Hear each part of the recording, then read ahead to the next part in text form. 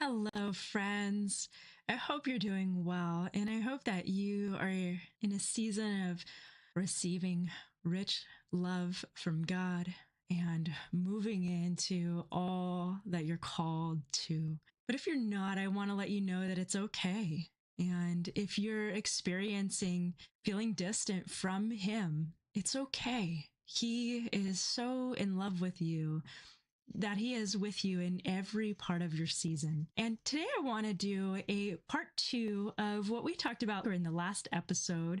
In the last episode, we talked about how connecting with the Father can help our nervous system come into a place of healing and wholeness. And today I want to talk about what to do when you feel spiritually numb and how to step into a place of coming alive again.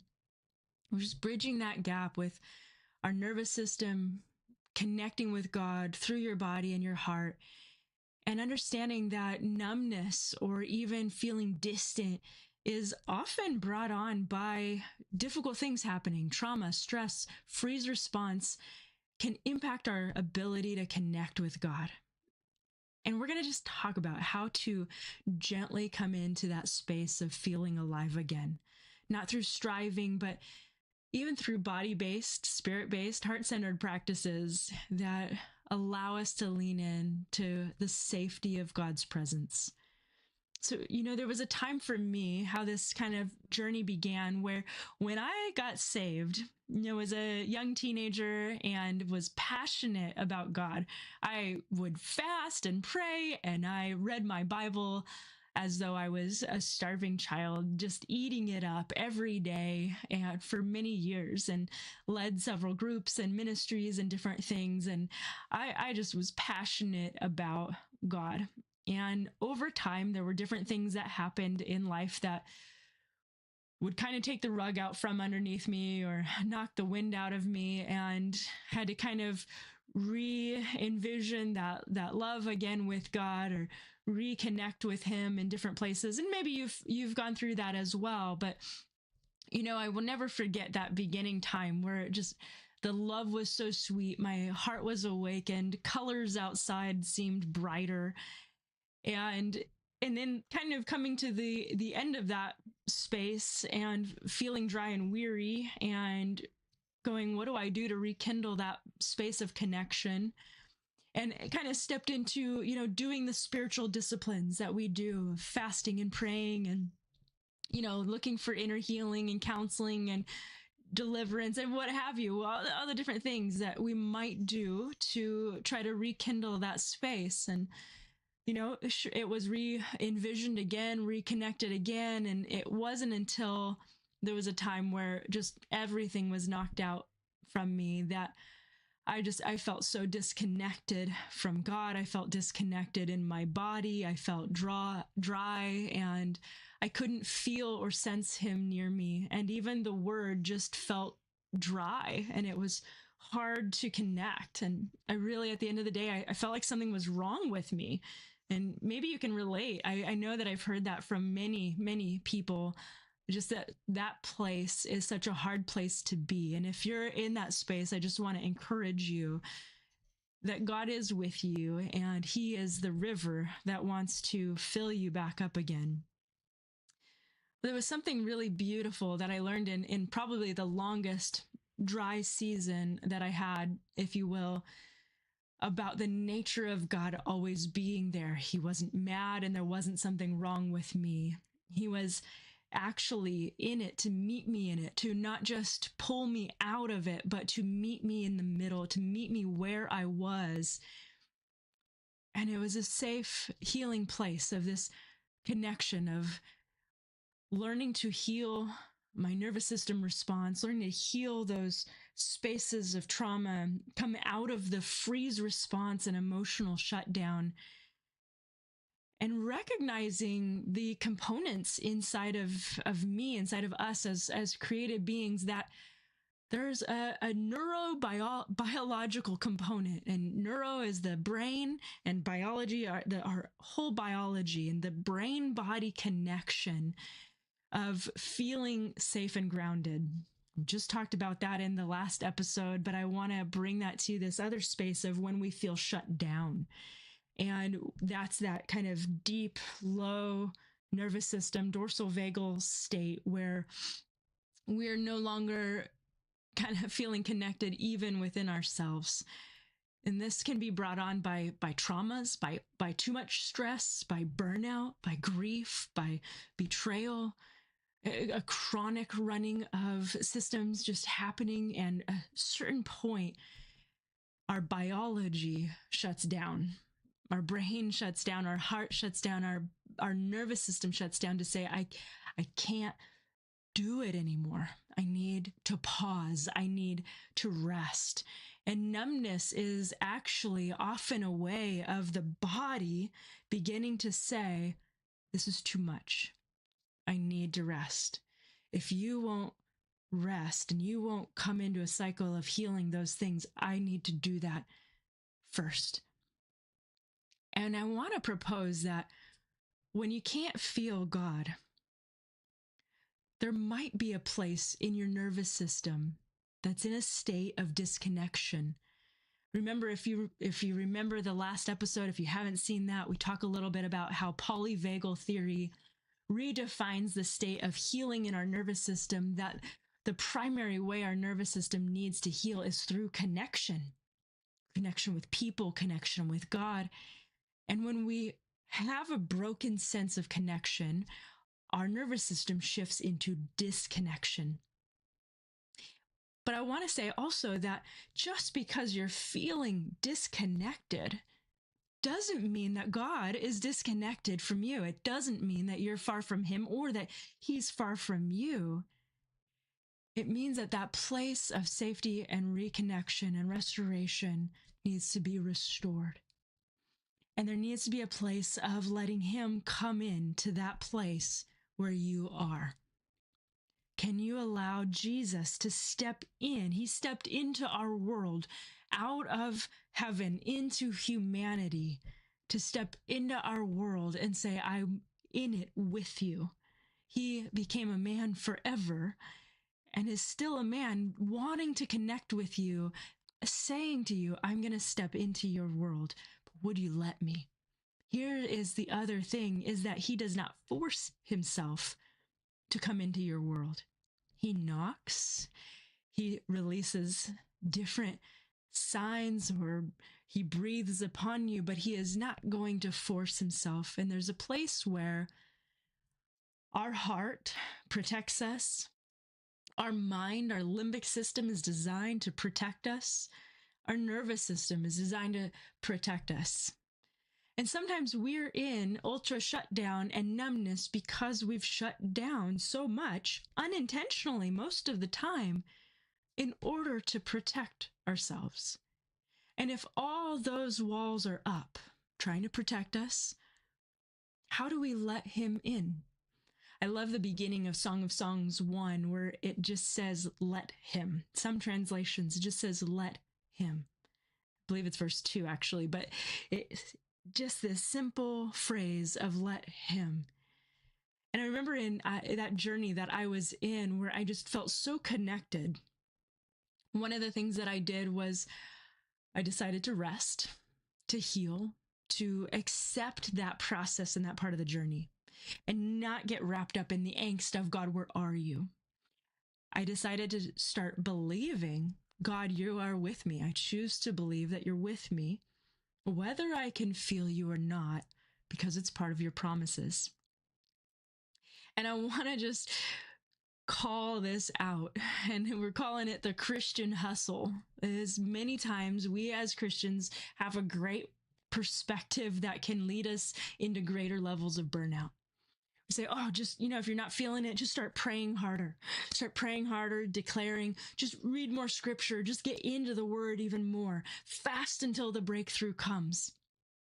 But I want to put a perspective out there that these things can often run an already weary and tired nervous system into the ground even more. And what happens when you begin doing that, and I want to speak this very clearly, if you begin partnering practices that are good practices, it's good to pray, it's good to read the word, it's good to fast when you're in the right state of mind. But when you have an already weary nervous system that is already wrestling with disconnection and shutdown, and you put these practices of striving into it, it begins to associate in your brain and your body these practices with that shutdown space, and they begin to become no longer safe. Now, of course, prayer, the word, fasting, all of those things are always safe in one sense. But if your brain begins to associate more reading of the word, more declarations, praying through strife, it is not associating it with something that's healing, that's restful, that's going to draw you in closer to God. Maybe you've experienced this. But for me, what it looked like was I no longer wanted to pray at all. The word that used to bring me great life, I could read the word for hours and days, and I knew every address of every verse, not out of pride, but because I loved it. I truly loved it. But there was a time where to even open it and look at it, I couldn't get life from it. I saw things in it, and I saw condemnation when I read it. I was weary when I looked at it. I had a poor taste in my mouth when I would read it. There were times where I felt like spending time in prayer just felt icky to me. And that's not the heart of God. He doesn't want that association with those things to put a bad taste in your mouth. They're designed to give you life. But if you're already in a state of weariness, tiredness, and you begin to integrate strife into it, it puts a religious structure of strife around the practices that are meant to bring you life. These things are beautiful, but we're meant to enter into them from rest and safety, from connection, love, and hope. And if we don't have that when doing those practices, we can lose touch with what we really need. Sometimes we just need to lie down and let God in. God, I just let you in right now. Let him come in and just let him wash over you. John 15, you have been washed clean by the water of my word. Maybe you need to lie down and let some soaking music just wash over you and begin to picture yourself like a sponge, letting your cells of your body and your nervous system just begin to soak in his love, in his hope, in his life, and rest. Enter into his promises through rest and watch how your body begins to respond and open up. You know, they say that trust takes time. If you've experienced bridges that have been broken because of trust with humanity, and again, we talked about that a little bit in the last episode about father figures, but people in general can also break our trust and reflect poorly on our dynamic and relationship with God. And remember, your nervous system needs safety in order to respond to healing, but to also feel spiritual connection. And if your brain is unintentionally protecting you from God because these disciplines have led to burnout, maybe what you need is just to connect with your breath and your heart, to downshift, and gently to begin to build that trust again through rest. Jesus came in the flesh, remember, became a man, and he wants to meet you in yours and to restore your bodily sense of safety, to restore your brain and your heart and your nervous system connection to him. And one very simple practice, like I said, you can lay down and just soak, but placing your hand on your heart and place the other hand on your diaphragm connects you with your heart brain and your gut brain. And tuning your brain into these areas connects all three brains in your body. But placing your hand on those areas also helps to just downshift and create a core felt sense of safety. Downshift your breathing, slow it down, just to begin to connect with Jesus. Not to look for him to heal, not to look for him to do something, but just to be with you in this moment. Remember, we first need connection. We first need that felt sense of safety to rebuild the trust internally. And just close your eyes for a moment with your hand on your heart and your diaphragm, just breathing. Even just being truthful with what you're experiencing. God, I feel shut down right now. I can't feel even myself or your presence. But Jesus, I'm here. And Jesus, I choose to believe that you're here with me too. And just rest in that. Don't strive. Don't try to make anything happen. Just notice any shift in your felt sense. Just breathe. And just gently whisper, I'm connecting my breath with yours. Jesus, would you breathe your life in me? Remember that the Father breathed life into you in Genesis, and Jesus breathed life as Spirit in John. He breathed in, and he's breathing into you right now. Just feel his gentle breath, allowing you to rest, allowing you to be restored and healed. So, my friends, this process of restoring connection, restoring that awakening, so to speak, is a gentle process. If you remember in Song of Songs, if you've read that journey of the bride, really, in her journey with Jesus, multiple times, it says, do not awaken love until she's ready. And I know there's many different reasons for that, but I want to also speak into this. We don't need to awaken too quickly. We want to restore connection and restore your breath of life and restore rest. And as rest is restored and connection is restored and trust is rebuilt, your nervous system, your brain, and your body will naturally begin to heal, supernaturally breathing with him. And allow yourself to create these rhythms of rest, safety, and stillness in your life. It's available for you, my friends. I mean, nothing is wrong with you. It means all that you need is gentleness, stillness, and restoration and connection. God is right here with you. He never leaves you or forsakes you. Whether you feel him or not, he is with you in this moment. So if you would like to restore your nervous system and your connection with God, you know some of the resources that we have available.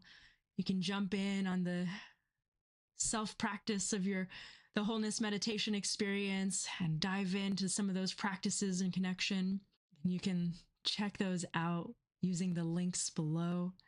And my friends, I just bless you in this journey. May you feel that deep sense and awareness of connection and love with God. And may you begin to experience the restoration in your nervous system.